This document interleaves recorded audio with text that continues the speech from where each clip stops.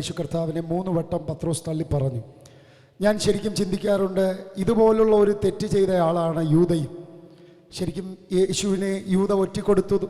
പത്രോസും ഏകദേശമൊക്കെ സെയിമായിട്ടുള്ള ഒരു കാര്യമാണ് ചെയ്തത്. പക്ഷേ യൂദ തകർന്നു പോയി, താൻ മാനസാന്തരപ്പെട്ടില്ല, മടങ്ങി വന്നില്ല. പത്രോസ് മടങ്ങി വരുവാനിടയായി. നമ്മുടെ ജീവിതത്തിൽ നമ്മളൊരു കാര്യം മനസ്സിലാക്കണം. നമ്മൾ പലപ്പോഴും കർത്താവിനെ മറക്കാറുണ്ട്. ആരാധനകളിൽ പങ്കെടുക്കാതെ ഒരുപക്ഷെ പുറകോട്ട് തിരിഞ്ഞു മാറാറുണ്ട്. നമ്മൾ എത്ര പുറകോട്ട് പോയാലും കരുണാധനായ ദൈവം ഒരിക്കലും നമ്മെ കൈവിടാതെ നമ്മെ മടക്കി കൊണ്ടുവരുവാൻ ആഗ്രഹിക്കുന്ന ദൈവമാണ്.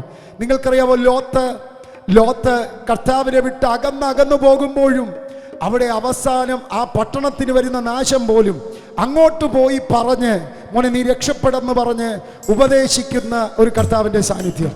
ഇന്ന് രാത്രി നമ്മൾ ഈ പന്തലിനുള്ളിലായിരിക്കുമ്പോൾ നമ്മൾ മനസ്സിലാക്കണം, നമ്മൾ എത്ര പുറകോട്ട് പോയാലും അവൻ നമ്മെ കൈവിടാതെ നമ്മെ കരം പിടിച്ച് മാർവോടണയ്ക്കാൻ ആഗ്രഹത്തോടെ കർത്താവ് നമ്മുടെ കൂടെയുണ്ട്. ബൈബിൾ പറയുന്നു, ഞാൻ വാതിൽക്കൽ നിന്ന് മുട്ടുന്നു, ആരെങ്കിലും എൻ്റെ ശബ്ദം കേട്ട് വാതിൽ തുറന്നാൽ ഞാൻ അവനോടും അവൻ എന്നോടും കൂടെ അത്താഴം കഴിക്കും.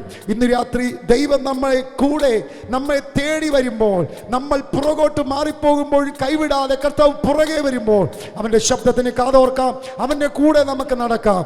അതെ, ഞാൻ മറന്നാലും എന്നെ മറക്കാത്ത ഒരു ദൈവത്തിൻ്റെ അവർണ്ണനീയമായ ആ കാര്യങ്ങളെ വർണ്ണിക്കുന്ന ഒരു പാട്ട് നമുക്ക് പ്രാർത്ഥനയോടെ ശ്രവിക്കാം.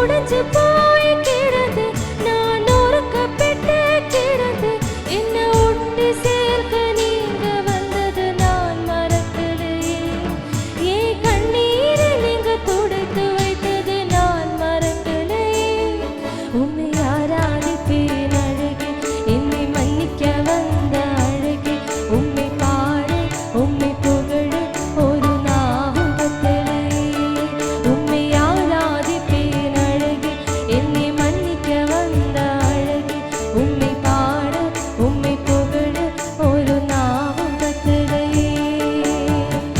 ஆயிரங்கள் பார்த்தாலும் கோடிசனம் இருந்தாலும் உம்மை விட அழகு இன்னும் கண்டுபிடிக்கலையே ஆயிரங்கள் பார்த்தாலும் கோடிசனம் இருந்தாலும் இயேசுவை போல் அழகு இன்னும் கண்டுபிடிக்கலையே நான் உங்களை மறந்த போதும் நீங்க என்ன மறக்கவில்லை நான் கீழே விழுந்து நீங்க என்ன விட்டு கொடுக்கலையே அட மனுஷ மறந்து நீங்க என்ன தூக்க மறக்கலையே உம்மை ஆராதிப்பேன்